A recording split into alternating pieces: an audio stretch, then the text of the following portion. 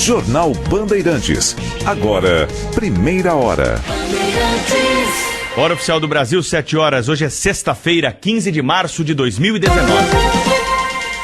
Polícia diz que uma terceira pessoa ajudou a planejar o massacre na escola de Suzano, na Grande São Paulo. Por 6-5, o Supremo decide que Caixa 2 só pode ser julgado pela Justiça Eleitoral. Jair Bolsonaro anuncia corte nas despesas do governo com a eliminação de cargos de confiança. Ministério Público denuncia Joesley Batista, Antônio Palocci, Guido Mantega e mais 9 pessoas. Acusados de matar Marielle Franco e Anderson Gomes vão ser transferidos para Presídio Federal. Superior Tribunal de Justiça manda soltar de novo os envolvidos no desastre de Brumadinho. Escritor Inácio de Loyola Brandão é eleito imortal da Academia Brasileira de Letras. Parlamento britânico aceita o adiamento do Brexit, que estava marcado para o próximo dia 29.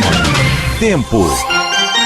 Sexta-feira de bastante chuva no país. Os temporais ainda ocorrem de forma isolada e podem provocar problemas ainda no estado de São Paulo, principalmente entre o litoral e a região metropolitana. O alerta também é para o Rio de Janeiro, que deve enfrentar bastante chuva nesta sexta e também no início do fim de semana.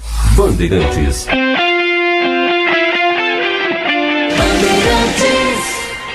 São 7 horas e 2 minutos, nós abrimos essa edição do Primeira Hora da Rede Bandeirantes de Rádio falando de um ataque a tiros que aconteceu agora há pouco em 2 mesquitas na cidade de Christchurch, na Nova Zelândia, deixando 49 mortos, ainda há 48 feridos. Essas são informações das agências internacionais que estão acompanhando este episódio ocorrido há pouco lá na Nova Zelândia, né, por conta do fuso horário. Lá já faz tempo que é sexta-feira e as autoridades estão debruçadas aí sobre esse caso. De acordo com o comissário de polícia do país, 4 pessoas, 3 homens e uma mulher, foram detidos por terem participado da ação, mas outros envolvidos ainda estão soltos e são caçados pelas forças de segurança. Ele recomendou à população da cidade que permaneça em casa até que a situação esteja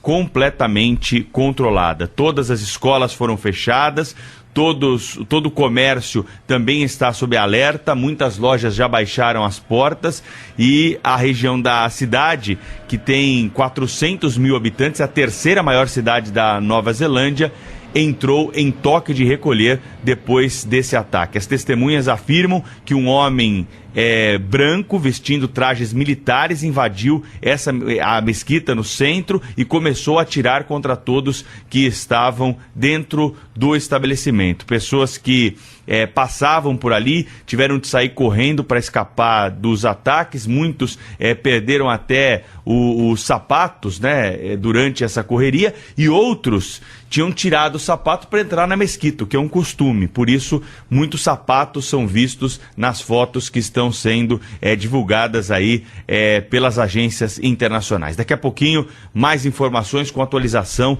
desse ataque a tiros em mesquitas na Nova Zelândia nesta sexta-feira, dia 15 de março. Agora são 7 horas e 5 minutos. As nossas notícias aqui, começando, claro, pela investigação da polícia sobre o caso de Suzano. A Polícia Civil de São Paulo pede a apreensão de um menor de 17 anos, suspeito de participar do planejamento do massacre em uma escola de Suzano. A informação foi divulgada nesta quinta-feira pelo delegado-geral da corporação, Rui Ferraz Fontes, que acionou a Justiça da Infância e Juventude. As investigações apontam que Guilherme Taussi Monteiro, também de 17 anos, seria o mentor do atentado. Durante uma entrevista coletiva, o delegado Rui Ferraz Fontes ressaltou que o menor suspeito foi colega de classe do atirador na escola Raul Brasil. Existe uma outra pessoa que teria participado, em tese, do planejamento, tá? Ex-aluno, estudava na mesma classe do Guilherme. O delegado Rui Ferraz Fontes também falou sobre a motivação do ataque. Segundo ele, testemunhas disseram que a dupla se inspirou em um ataque ocorrido em uma escola americana em 1999, que terminou com um saldo de 15 mortos. Ela tem mais um caráter pessoal de reconhecimento Não. parte da comunidade, da sociedade dele, que eles não tinham esse, ou pelo menos não se sentiam reconhecidos. Eles queriam demonstrar que eles podiam agir como aconteceu na escola Columbine, né, em Columbine, nos Estados Unidos, com crueldade e com caráter trágico, para que eles fossem mais reconhecidos do que eles. O líder na dupla era o Guilherme. De acordo com as investigações, Guilherme Taúsi Monteiro convenceu Luiz Henrique de Castro, de 25 anos, a financiar o ataque. Para a polícia, foi o rapaz mais velho quem comprou o revólver calibre 38 com numeração raspada usado no massacre. Luiz Henrique de Castro também teria alugado o carro em que a dupla chegou à escola no dia do ataque. Foi ele quem pagou pelo estacionamento onde o veículo ficou guardado, de acordo com Éder Alves, dono do estabelecimento. Já que eles vieram pagar, eles pagaram, não reclamaram do preço nem nada e saíram. Perguntei se eles gostariam de fazer um mensal para continuar no estacionamento, eles falaram que não ia voltar mais, entendeu? Que não ia precisar mais. Os celulares dos dois autores do ataque foram apreendidos. Segundo a polícia, os jovens combinaram o massacre pelo menos desde novembro, conversando pessoalmente e por meio de aplicativos de mensagens. Foram recolhidos também computadores e um tablet nas casas onde os assassinos moravam e em uma lan house que eles frequentavam para praticar jogos de tiro. Os investigadores apuram ainda se a dupla recebeu orientações de criminosos na Deep Web, parte obscura da internet onde são discutidas atividades ilegais. Ao todo, 10 pessoas morreram no ataque, incluindo os 2 atiradores. A principal hipótese, que ainda precisa ser confirmada pela perícia, é de que Guilherme Taúsi atirou contra Luiz Henrique e depois cometeu suicídio. E 5 alunos da escola que foram atingidos aí pelos disparos ainda permanecem internados no Hospital das Clínicas, em São Paulo, né? 3 deles estão na UTI e outros 2 passaram por cirurgia e seguem internados na enfermaria recebendo o auxílio médico. Ontem, os corpos das vítimas fatais foram enterrados em Suzano, na Grande São Paulo. Quem vai trazer os detalhes é o William Cury. Bom dia, William. Bom dia, Pedro. Bom dia a todos. Familiares, amigos e moradores de Suzano prestaram últimas homenagens às vítimas dos atiradores que abriram fogo numa escola. Mais de 10 mil pessoas participaram do velório coletivo dos estudantes e das funcionárias que morreram durante o ataque. Na despedida, o sentimento foi de indignação e de saudade. Nós não sabemos como vai ser a vida sem o Samuel. O que a gente sabe é que a vida com ele foi muito boa. A gente pode ver aqui o tanto de pessoas que tem para homenagear ele. Não estão aí por causa de mim ou da minha esposa. Estão aí por causa do Samuel.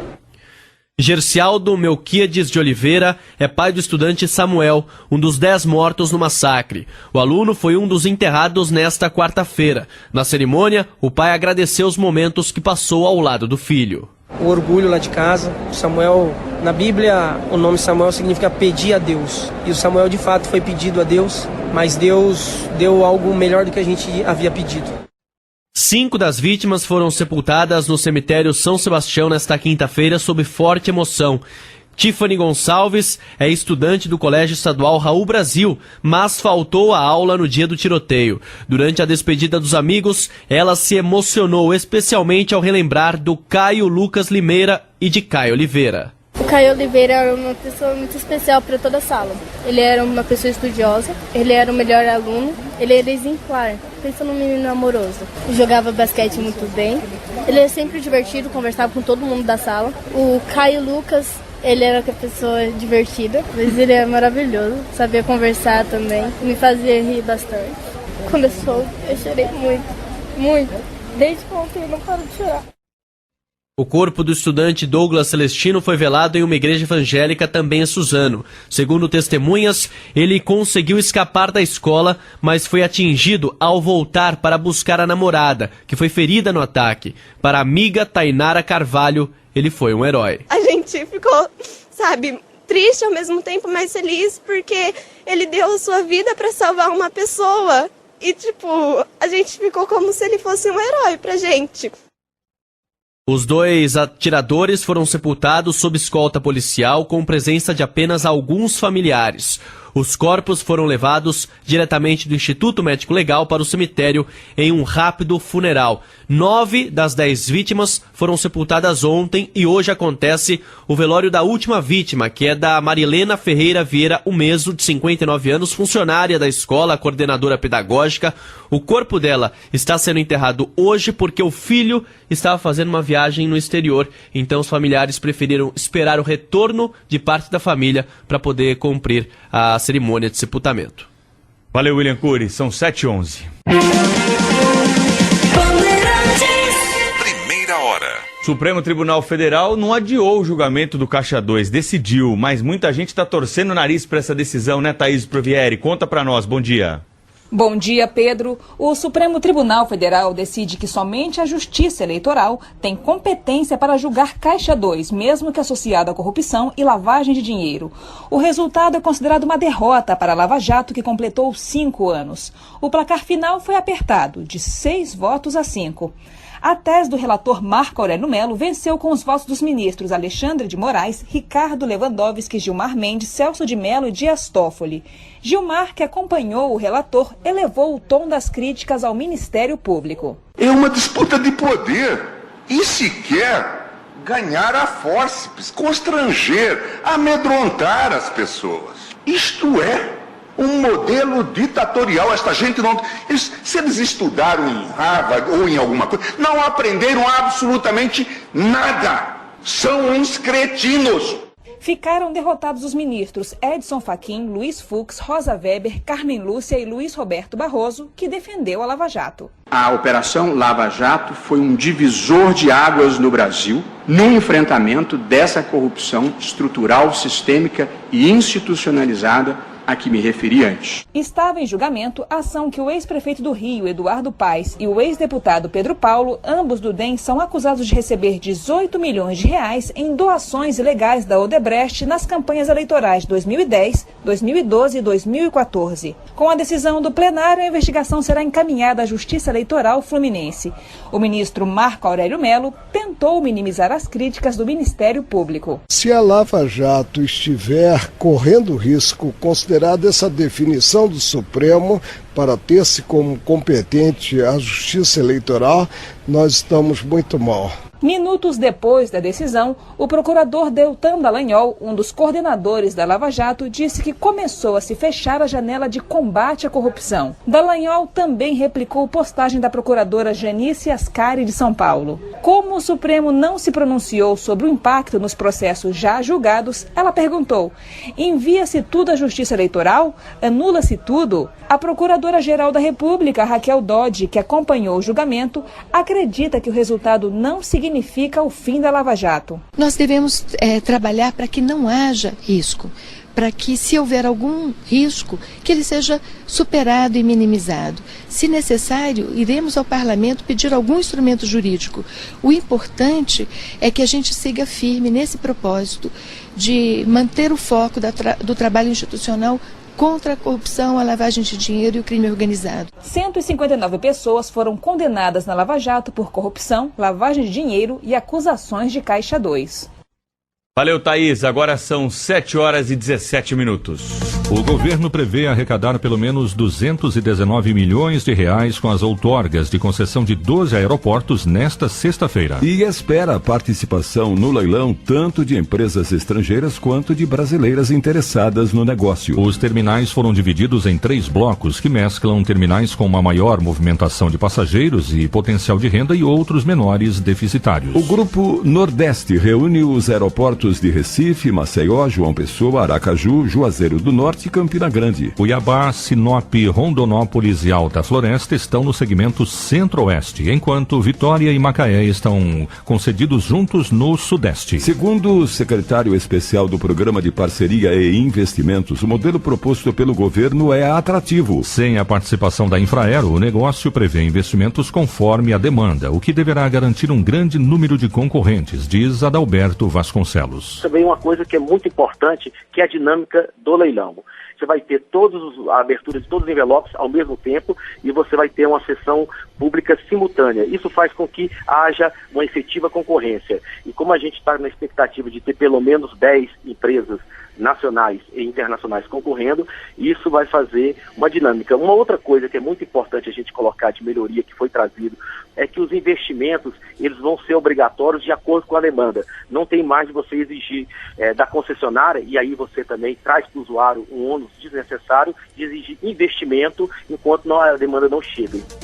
Adalberto Vasconcelos afirma que os investimentos de até 3,5 milhões de reais vão priorizar a prestação de serviço e o aumento do conforto aos passageiros. Para o ano que vem, são esperadas as concessões de 22 aeroportos, como Curitiba, Manaus e Goiânia. Ele diz ainda que Congonhas, em São Paulo, e Santos Dumont, no Rio de Janeiro, consideradas as joias da coroa, ficarão para o final. Congonhas e Santos Dumont, eles vão ficar para o último momento. Por que vão ficar para o último momento? Porque você tem que dar sustentabilidade para a Infraero enquanto você faz essa composição, você vai passando para a iniciativa privada, esses aeroportos agora em blocos, né? A ideia é que a gente passe todos os aeroportos da Infraero até o final de 2021 para a iniciativa privada. De acordo com o secretário especial do Programa de Parceria e Investimentos, hoje 57% da demanda aeroportuária são atendidos pelas empresas concessionárias. São 7 horas e 20 minutos, na hora do nosso papo com a jornalista Thaís Heredia, aqui no Primeira Hora da Rádio Bandeirantes, para falar mais de economia. Bom dia para você, Thaís.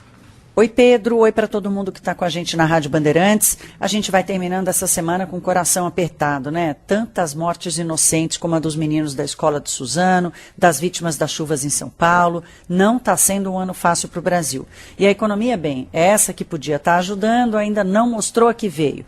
Nessa semana a gente teve a primeira fotografia oficial da atividade econômica do ano com os dados de varejo e indústria de janeiro. O comércio sobe um degrau de cada vez vagarosamente. E a produção industrial dá 1 para cima e 2 para baixo. A economia, gente, vive de emprego e renda. De investimento também, porque essa é a construção do futuro. Mas aqui no Brasil é o consumo das famílias que esquenta a chapa e o fogo está muito baixo. Eu mesma tenho repetido inúmeras vezes que a reforma da Previdência é a condição fundamental para que o país se deslanche e muita gente me cobra, poxa, mas parece que isso resolve todos os nossos problemas. Quem diz isso tem razão, não resolve mesmo. O que ela faz, gente, é permitir que o país busque as soluções corretas e mais eficientes. É como se a gente tivesse que escalar um morro enorme para encontrar o mapa da mina, porque a mina ainda está lá para frente um bocadinho. A geração de emprego, que podia dar um empurrão mais forte na atividade, também padece. Sabe do quê? De segurança com o futuro. E quem consegue uma vaga segura firme, claro, mas a maioria dos postos aparece no mundo informal, com salário mais baixo e pouca qualidade. O estrago a corrigir é grande. Cada vez que o país se frustra com o presente, o futuro anda algumas casas para frente. A boa notícia é que a agenda para o crescimento é robusta. Aquele mapa da mina, sabe? Ele é bom. A gente está assistindo a uma adesão bem mais forte à reforma da Previdência. Enquanto a gente estiver indo para frente, mesmo que devagarinho, o prognóstico segue positivo. E vamos seguir que eu tô pronto. E vocês? Até! São 7 horas e 24 minutos, tem trânsito lento nesta manhã aqui em São Paulo para o motorista que circula tanto pela Marginal do Tietê quanto pela Marginal do Pinheiros, né? Lembrando que na próxima segunda-feira a Prefeitura deve liberar o viaduto da Marginal do Pinheiros. A expectativa é essa em torno dos trabalhos e o prazo está mantido. Na região da rodovia Presidente Dutra, o trânsito está travado no trevo de Bom Sucesso, na chegada a São Paulo e também na pista lateral da Dutra, ali em Guarulhos, na altura da Fernão Dias. Tudo por causa do excesso de veículos. Não há dificuldades nesta manhã. Quem vem pela Ayrton Senna para São Paulo também enfrenta dificuldades do 25 até o 20 na pista lateral e do 24 ao 22 na pista central. Fernão Dias tem o trânsito lento do 89 ao 90 no acesso à rodovia Presidente Dutra. Por falar em rodovias, Bandeirantes e Anhanguera também com problemas na chegada a São Paulo, mas nós vamos saber mais do trânsito com o Robson Ramos. Bom dia, Robson. Bom dia, Pedro Campos, falando do trânsito aqui pela Rádio Bandeirantes, destacando a rodovia Anhanguera na chegada a São Paulo, com lentidão desde o quilômetro 14 ao 13 pela pista expressa e depois do 12 ao 11. Pela pista lateral, lentidão apenas no 12. Para quem vai no sentido do interior, caminho livre sem problemas agora. Oferta imperdível, Corolla XEI 2019 com taxa 0,99, primeira parcela em maio, bônus de 6 mil e supervalorização de até 5 mil reais no seu usado.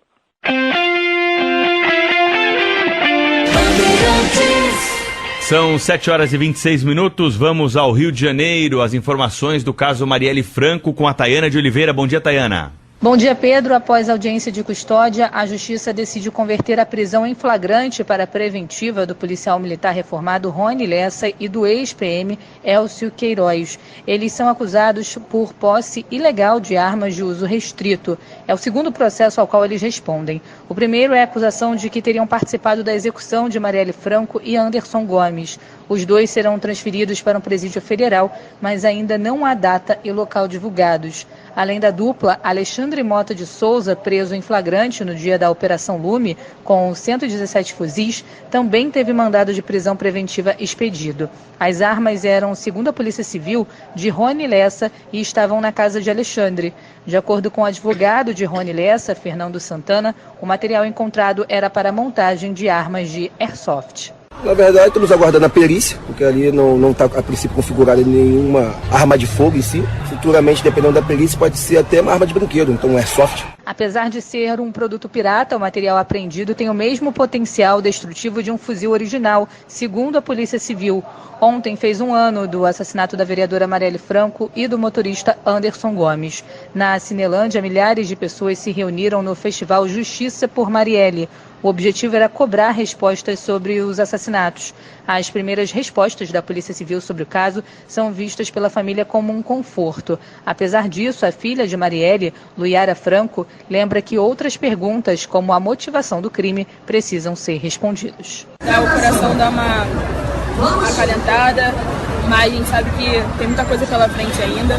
A gente tem só uns possíveis suspeitos, né, executores, mas a gente precisa entender quem mandou, se tiver um mandante, e por quê. Marielle Franco é lembrada pela luta em defesa das minorias. Atos por todo o Brasil pediram o esclarecimento do assassinato da vereadora. Pedro.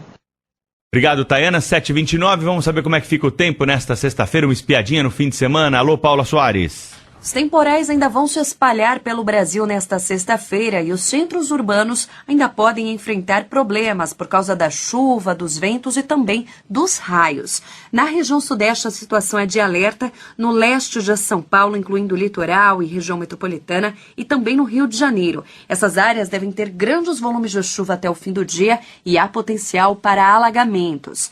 Em Vitória, Belo Horizonte, Brasília, Manaus, hoje o sol aparece forte, faz bastante calor e as pancadas de chuva acontecem principalmente entre a tarde e a noite. Há risco de chuva forte, mas de forma isolada.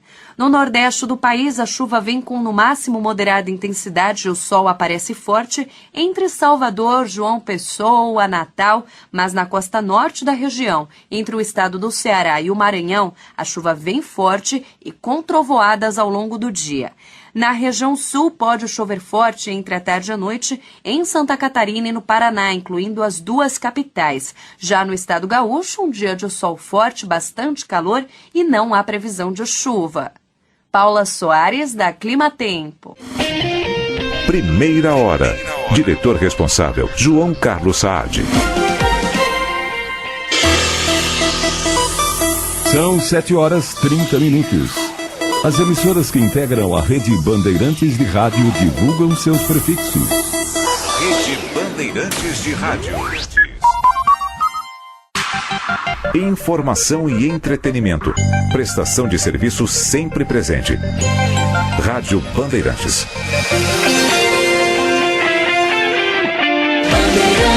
São 7h31. José Paulo de Andrade daqui a pouquinho na programação da Rádio Bandeirantes, a partir das 8 no Jornal da Bandeirantes. Gente, agora os destaques do esporte no Primeira Hora com Vinícius Bueno. Bom dia, Vinícius. Tudo bem, Rafael? Muito bom dia para você, para todos os ouvintes bandeirantes. Daqui a pouquinho, em Nyon, na Suíça, vai ocorrer o sorteio do chaveamento da fase de quartas de final da UEFA Champions League. O sorteio será às 8 horas da manhã e terá a participação aí de 4 equipes inglesas, os rivais de Manchester City e United, além do Liverpool e também do Tottenham. São ainda outros times italianos, espanhol, holandês e português. Juventus, Barcelona, Ajax e Porto são as equipes que completam este chaveamento. E o detalhe desta novidade é que, a partir de hoje, os times já saberão não só os seus adversários nesta fase de quartas de final, mas todo o desenho até a final, todo o chaveamento já para as outras fases, o que chega a ser uma novidade nesta temporada. E claro que essa definição de daqui a pouquinho terá total cobertura aqui na Rádio Bandeirantes. Ontem tivemos clubes brasileiros entrando em campo na Copa do Brasil, com destaque para a vitória do Vasco da Gama em São Januário contra o Avaí pelo placar de 3-2. Tivemos também um brasileiro entrando em campo e se recuperando na Taça Libertadores da América, o Atlético Paranaense, que venceu o Jorge Wilstermann da Bolívia pelo placar de 4-0, se recuperando de uma derrota que sofreu na estreia. E só para fechar, hoje à noite tem Santos pelo Campeonato Paulista. O Peixe recebe o Novo Horizontino às 8h30 da noite no Pacaembu. E esta partida aqui na Rádio Bandeirantes terá a narração de Rogério Assis. Valeu, Vinícius Bueno, com os destaques do esporte. São 7h32, hoje começa um projeto piloto importante em Congonhas para distribuição de carros, táxis, motoristas de aplicativo que vão deixar e buscar passageiros no agora de manhã, viu, Pedro? Dê uma olhada na imagem de lá, uma câmera. Tava bom o trânsito para quem vem pela Washington Luiz no sentido do aeroporto, para pegar a área de embarque e desembarque. Mas o horário pior hoje em Congonhas é à tarde. Fim da tarde, né? Segunda-feira de manhã e sexta-feira à tarde são os dois horários de movimentação de pico. Então hoje à tarde a gente já vai ter uma noção precisa se está dando certo ou não. E o que está acontecendo aí em Congonhas? Quais são as mudanças, Bruna Barbosa? Conta para nós aqui no Primeira Hora da Rádio Bandeirantes. Bom dia para você. Oi, Pedro. Bom dia para você, bom dia a todos. Vamos lá, vou tentar me fazer clara para todo mundo entender, porque é uma confusão mesmo, é natural que as pessoas ainda estejam perdidas. É essa a cena que a gente encontra aqui, muita gente saindo do aeroporto, não sabe onde pega táxi, onde pega Uber, então vamos lá com as informações. A partir de hoje, os táxis vão atender somente no piso superior, tanto para embarque quanto para desembarque. Os carros particulares e de aplicativos poderão, aqui no superior, apenas desembarcar os passageiros, certo? Então, piso superior, embarque e desembarque de táxis. Os particulares e aplicativos apenas desembarcam no superior. O embarque de quem está saindo do aeroporto e não vai pegar táxi, agora é feito somente no piso inferior. Então, se você está saindo aqui do aeroporto de Congonhas, não consegue, não vai pegar táxi, não consegue pegar o aplicativo aqui em cima, no superior. Tem que descer aquela escada rolante e ali naquela saída de baixo, que é a inferior, ali sim você, passageiro, vai conseguir pegar o seu carro de aplicativo, o seu Uber ou um carro particular, se alguém vier te buscar, por exemplo. Esse piso inferior agora é destinado a todos os carros particulares e de aplicativos que chegam aqui a Congonhas sem passageiros. Esse, como o Pedro disse, é um projeto piloto feito pela Secretaria Municipal de Mobilidade e Transportes. A ideia é melhorar o trânsito aqui na região de Congonhas. Escolheram o dia certo mesmo, viu, Rafael? Sexta-feira é uma movimentação gigantesca por aqui, não é diferente agora, no fim da tarde vai ser pior. Nessa primeira semana, até sexta que vem, vai ser apenas orientação. Há várias placas por aqui, tem vários agentes também da CT fazendo esse controle, orientando essas pessoas. Mas depois de uma semana, todos estarão sujeitos à multa. A gente fez alguns questionamentos para a Secretaria sobre essas multas, como é que elas funcionariam. Eles ainda não nos responderam. Daqui a pouquinho a gente traz essa informação aqui na Rádio Bandeirantes. Com essa mudança, os táxis passam agora a ter um número maior de vagas oficiais aqui em cima no superior. Antes eram 50, agora passou para 96. A gente continua acompanhando essa movimentação. Daqui a pouquinho eu trago mais detalhes. E só para queimar a minha língua, a imagem foi repetida agora no Band News, atualizada, essa imagem a que eu me referia. Tem uma câmera que fica bem ali na passarela e ela mostra a entrada do túnel Paulo Altran. Estava congestionado agora. Às 6h40 não estava. Agora tem congestionamento, então, na chegada ao aeroporto. É isso aí, Rafael. São 7h36. Vamos saber mais do trânsito, então, com o Robson Ramos. O destaque para a Marginal do Pinheiros. Para quem vai no sentido de Interlagos, tem lentidão agora desde o Cebolão até a chegada à ponte da cidade universitária. Tem também um trecho de trânsito um pouco mais carregado, ali na altura do Jockey Clube. No sentido Castelo Branco, nesse trecho da Pinheiros, tem lentidão ali no trecho interditado na região do Parque Vila Lobos, até um pouco depois da ponte do Jaguaré. Mercedes-Benz é na Divena. Ligue 11 40 64 40 26 ou acesse divena.com.br/trânsito e conheça as ofertas e condições vigentes. Rádio Bandeirantes. Aqui você se informa. Tóquio Marine, uma seguradora completa para você ir mais longe. Fale com seu corretor. E Tenda Atacado, qualidade, variedade e os melhores preços. O Tenda é vantagem por atacado. Aproveite. Indicadores econômicos.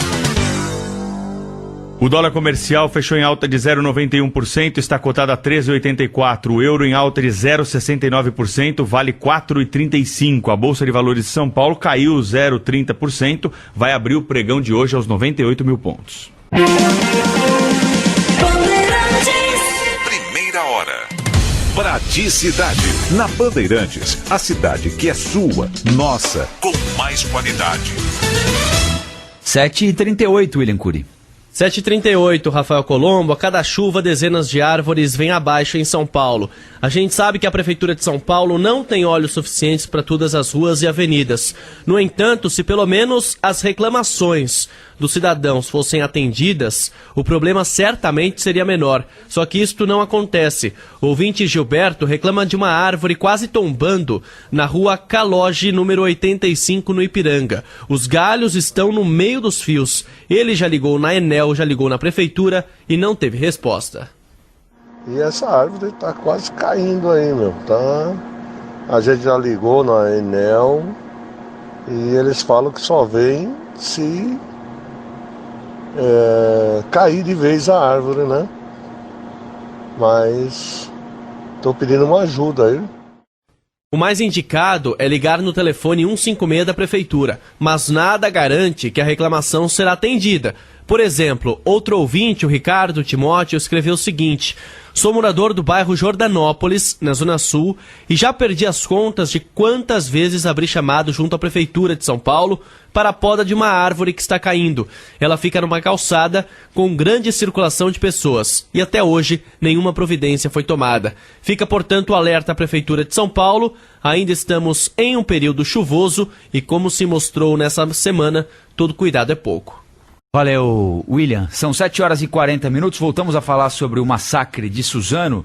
O treinamento de alunos para situações de risco, como o do ataque da quarta-feira, não pode ser descartado dentro da revisão do plano de segurança das escolas. Segundo o comandante-geral da Polícia Militar de São Paulo, os procedimentos aplicados em todas as 5.300 instituições de ensino do Estado serão revisados. Em entrevista exclusiva à Rádio Bandeirantes, o coronel Marcelo Salles destacou que os locais com maior vulnerabilidade terão um patrulhamento reforçado. Para ele, uma situação como a observada na Escola Estadual Raul Brasil deixa uma série de lições que serão absorvidas por todos. Não há possibilidade alguma, com a experiência que temos, com a responsabilidade que temos em dirigir uma instituição como a Polícia Militar, em não rever processos. Eu acho que nós temos que fazer uma avaliação holística, uma avaliação com um espectro muito grande para adotar as melhores medidas que possam coibir qualquer tipo de coisa que possa trazer risco às nossas crianças ou aos profissionais que labutam na área do ensino. A revisão de procedimentos nas escolas será feita em parceria entre as secretarias da Segurança Pública e Educação, com a participação de especialistas na área. Em Suzano, o prefeito Rodrigo Achiuchi quer contar com o apoio de policiais da reserva nos centros de ensino. E nesse sentido, a Escola Estadual Professor Raul Brasil poderia atuar como modelo. Seria um kit aí para escolas municipais e federais, não só do policial da reserva aí que a prefeitura, o estado e o governo federal ou uma parceria público-privada aí a gente possa estar dando um subsídio para que ele volte da reserva e realmente atue nas escolas, né, com um sentimento aí de não só de segurança, acolhedor, de paz, de respeito, a gente mudar o conceito nas escolas.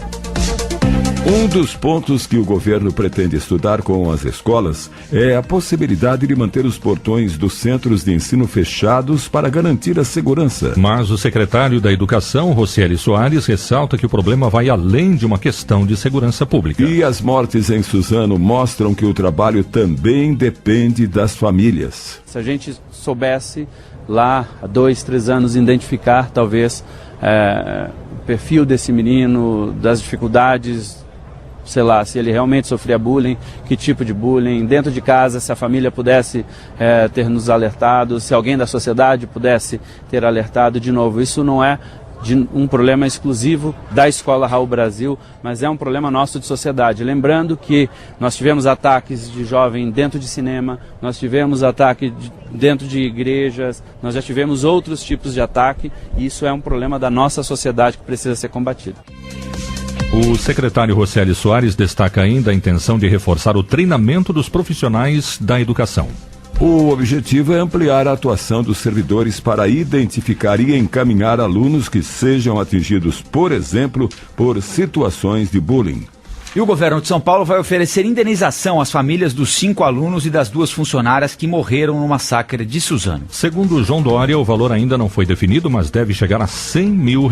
O objetivo é reconhecer a responsabilidade civil do Estado e determinou a reparação de danos às famílias das vítimas. O governador ressalta, no entanto, que o pagamento será feito caso as famílias se comprometam a não processar o Estado no futuro. O governo do Estado de São Paulo vai condicionar ao documento assinado pela família da vítima, que ao receber a indenização do Estado, abra mão de qualquer processo indenizatório contra o Estado de São Paulo.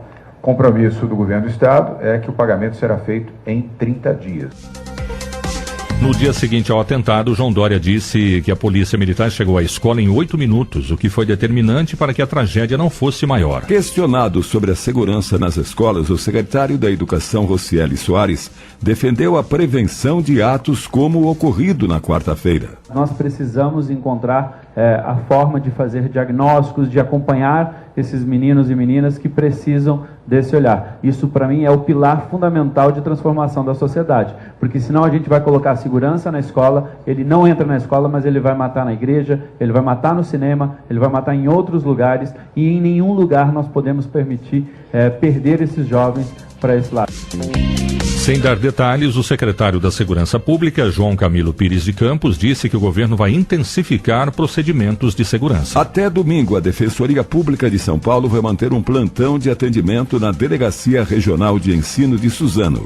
Defensores e uma equipe de psicologia e serviço social estarão presentes para dar apoio às vítimas e familiares. RB News. São 7h45. O ministro Luiz Roberto Barroso do Supremo libera para a primeira instância o inquérito dos portos, que envolve o ex-presidente Temer, que perdeu o foro privilegiado ao deixar o cargo em 1º de janeiro. O MDBista é acusado de corrupção passiva e lavagem de dinheiro. A denúncia foi apresentada em dezembro pela Procuradora-Geral da República. Segundo Raquel Dodge, Temer era o epicentro de um esquema que configurava um sistema institucionalizado de corrupção, o que ele nega. 7h46, agora o comentário de Fernando Mitre. Depois de 5 anos de resultados que empolgaram o país, a Lava Jato entra agora numa fase nova, diante da decisão do Supremo de mandar para a Justiça Eleitoral os casos de corrupção conexos com o Caixa 2. O assunto é complexo, há argumentos fortes contra e a favor, como se viu no plenário do Supremo, e o próprio resultado, 6-5, mostra isso. Mas além do fato de que com as regras que acabam agora, a Lava Jato produziu um combate de inédita eficiência contra a corrupção, há uma evidência, um aspecto que preocupa. Difícil achar um suspeito ou acusado de corrupção que não desejasse essa decisão adotada pelo Supremo. Enfim, vamos ver como fica a Lava Jato. A Assembleia Legislativa de São Paulo imposta nesta sexta-feira os 94 deputados estaduais eleitos em outubro de 2018. A casa é o único parlamento do país a começar os trabalhos em março. Em todos os outros, a posse ocorre em 1º de fevereiro, data que segue a Constituição Estadual de 1971. Naquela época, a posse coincidia com a dos governadores. Reeleito, Cauê Macris, do PSDB, tenta se manter no comando da Alesp, se for reeleito, e terá como principal adversária na disputa pela presidência da casa a advogada Janaína Pascoal, do PSL, a deputada mais votada da história do Brasil. São 7 horas e 48 minutos.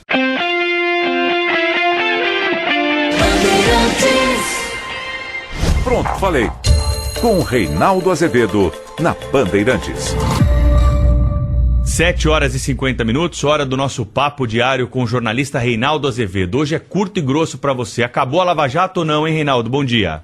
Pois é, Pedro Campos, é claro que não. Bom dia a você e aos ouvintes da Rádio Bandeirantes. Se Deltan Dallagnol, coordenador da Lava Jato, e sua turminha, que se comporta como adolescentes radicais da Deep Web, estivessem falando a verdade, então a esta hora seria o caso de cuidar do velório da Lava Jato. Quantas vezes, Pedro, nos chegaram as afirmações de que ou o Supremo votava como queriam esses valentes cavaleiros da própria causa, ou a operação iria para o vinagre. No entanto, a Lava Jato perdeu a votação desta quinta-feira, a lei ganhou, como eu achei que iria acontecer e disse aqui, e os senhores procuradores da República continuarão com a sua buliçosa força-tarefa. Aliás, algum dia alguém vai perguntar por que tem de ser uma força-tarefa a cuidar das investigações, com tudo que isso implica de gastos extras para o Estado brasileiro e de ganhos extras em diárias para os doutores procuradores, que já integram a carreira mais bem remunerada do Estado. Vamos ver, o que estava em questão nesta quinta-feira era a aplicação do inciso 2 do artigo 35 do Código Eleitoral, que estabelece o seguinte, Pedro, aspas, compete aos juízes eleitorais processar e julgar os crimes eleitorais e os crimes comuns que lhes forem conexos, ressalvada a competência originária do Tribunal Superior e dos tribunais regionais. É o que está na lei, a tarefa de mudá-la é do Congresso. O que a Lava Jato queria? Que os chamados crimes conexos saíssem da Justiça Eleitoral e fossem para a Justiça Federal, porque aí os bravos que compõem a força-tarefa manteriam os acusados como, digamos, seus reféns. Reitero, trata-se apenas de decidir se a lei que temos, enquanto for essa, será ou não aplicada. Já lembrei aqui, meu caro Pedro, que Sérgio Moro quer fazer mudanças em seu pacote. Se passarem pelo Congresso, ok. Enquanto a legislação não muda, aplica-se. E que se note, no processo de investigação, um juiz sempre pode esbarrar num crime que não é conexo ao eleitoral. Sei lá, começa a apuração sobre Caixa 2 e aparece um caso de tráfico de drogas. Ora, ele manda então para o juízo competente. A Lava Jato queria que o arrepio da lei se procedesse o desmembramento, o que corresponderia a desrespeitar a ordem legal e a partir do princípio de que existem juízes mais capazes e menos capazes, mais sérios e menos sérios. Bem, até existem, mas não será a Lava Jato a decidir isso. Por 6 votos a 5, Pedro, o Supremo não atendeu às pretensões da Lava Jato. Votaram pela manutenção da lei. Eu sei que fica meio estranho, querido ouvinte, dizer isso, mas é disso que se trata. Votaram, então, pela manutenção da lei os ministros Marco Aurélio, Alexandre de Moraes, Ricardo Lewandowski, Gilmar Mendes, Celso de Mello e Dias Toffoli. Escolheram estuprar o Código Legal os ministros Edson Fachin, Roberto Barroso, Rosa Weber, Luiz Fux e Carmen Lúcia. Ainda bem que eles perderam. Agora note uma coisa, o grupo que votou em favor da aplicação da lei é composto por ministros indicados por 5 presidentes da República diferentes. José Sarney indicou Celso de Mello, Fernando Collor indicou Marco Aurélio, FHC indicou Gilmar Mendes, Lula indicou Dias Toffoli e Ricardo Lewandowski e Michel Temer indicou Alexandre de Moraes. As origens são diversas e também os pensamentos. Isso está dado pelos fatos. Agora vamos olhar o outro grupo, os que defenderam mais uma vez que se rasgasse em favor do improviso e do alarido o que está escrito. Os 5 são indicações do PT. 4 deles saídos da pena de Dilma Rousseff. Rosa Weber, Luiz Fux, Edson Fachin e Roberto Barroso. Só Carmen Lúcia teve a chancela de Lula. O que isso quer dizer, Pedro? O braço armado da ala extremista da Lava Jato no Supremo é formado por ministros que foram indicados pelo PT em razão de afinidades ideológicas, quando não de conversas que não pareceram muito republicanas. Foram alçados ao topo na esperança de que se criasse no tribunal uma espécie de direito petista. E o que se viu por lá foi a adesão da turma ao direito da gritaria das ruas, que acabou contribuindo, vejam que coisa, para quebrar as pernas do próprio PT, como evidencia a prisão de Lula antes do trânsito em julgado da sentença. Esses 5 de que falei votaram a favor, e a maioria se deu, porque nesse caso Alexandre de Moraes também ficou com eles. Eu não estou surpreso. Quem topa integrar um tribunal para fazer certos artificialismos pode mudar com o vento, não é mesmo, Pedro? Assim como biruta de aeroporto. Com a diferença de que a biruta não altera a realidade, ela apenas traduz. No caso do Supremo, não. Pode-se jogar a institucionalidade no lixo com feitiçarias legais. Bom, meu querido Pedro, eu critiquei todas essas indicações ao Supremo porque achei que as pessoas não tinham currículo para estar no tribunal. Esses nomes estão, a meu ver, servindo a um projeto de poder, mas não do PT, como pretendiam os companheiros, e sim da Lava Jato, hoje o braço policial da extrema-direita, como prova os ocupantes do Planalto e seu ministro da Justiça. Servir ao petismo seria péssimo, servir a este outro arranjo é péssimo. Nos dois casos, dane-se o Estado de Direito. E que fique claro, é evidente que ministros podem ter visões diferentes sobre matérias sujeitas à interpretação e eventuais omissões. Quem, no entanto, abandona a letra inequívoca da lei, como é o caso, em benefício de uma interpretação, porque esta seria mais justa, está, de fato, degradando a instituição a que pertence e, por consequência, a institucionalidade. Sim, a Lava Jato foi derrotada e tinha de ser, porque ela queria algo ilegal. Pronto, falei. Esta 90.9 FM é a frequência do debate e da opinião. Rádio Bandeirantes. Também pelo aplicativo Band Rádios no seu smartphone. Primeira hora. Tempo.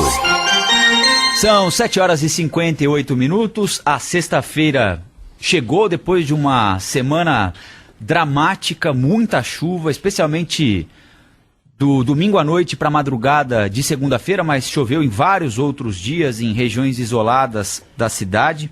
A Paula Soares está na linha direto da Clima Tempo para contar para a gente como vai ficar a sexta-feira e o final de semana, que demorou um bocado, mas está quase chegando, não é, Paula? Aqui no Morumbi, zona sul da cidade, muitas nuvens escuras, cinzentas, viu, Paula? Bom dia.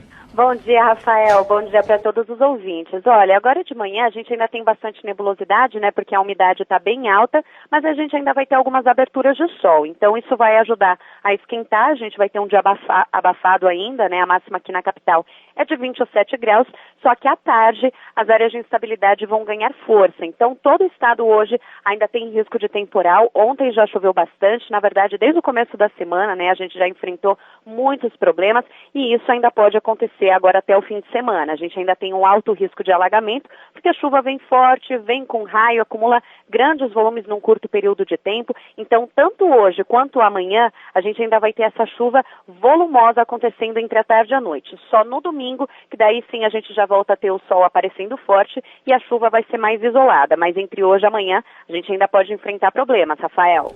A máxima hoje chega a quanto, Paula? 27 graus. A temperatura não muda muito, não. Até o domingo a gente fica com a máxima em torno desses 27 graus. Paula Soares, direto da Clima Tempo, com a previsão para hoje, sexta, e para o final de semana também. O Quintinal vai marcar 8 horas da manhã. Primeira hora. Encerramos por aqui o Primeira Hora, no ar, a partir de agora, com José Paulo de Andrade, Thaís Herédia, Pedro Campos, Cláudio Humberto e comigo, Rafael Colombo, o Jornal da Bandeirantes Gente.